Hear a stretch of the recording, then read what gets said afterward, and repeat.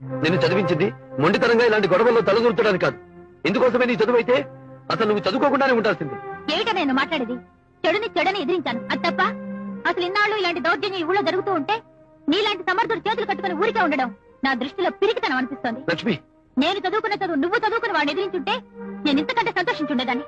లక్ష్మి, నిన్ను తల్లి తండ్రి లేరని పువ్వుల్లో పెట్టి పెంచుకొచ్చానమ్మా. నిన్ను వాళ్ళ తుపాకీలకి బలి చేయడానికి కాదు. నేనెవరిని ఎదిరించకపోయినా, తెగించి అన్యాయాన్ని తెగనరగకపోయినా కారణం నా రక్తంలో పిరికితనం కాదమ్మా, నా గుండెల్లో బాధ్యత.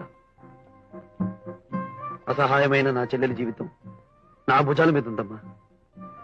నేను వాళ్ళని ఎదిరించి నాకేదైనా జరిగితే నా పౌరుషమే మిగులుతుంది, కానీ నీ జీవితానికి ఆధారం ఎవరుంటారమ్మా? చూడు, నీకేదైనా అయితే ఈ అన్నయ్య ప్రాణాలతో ఉండడమ్మా. వాడు దుర్మార్గుడు.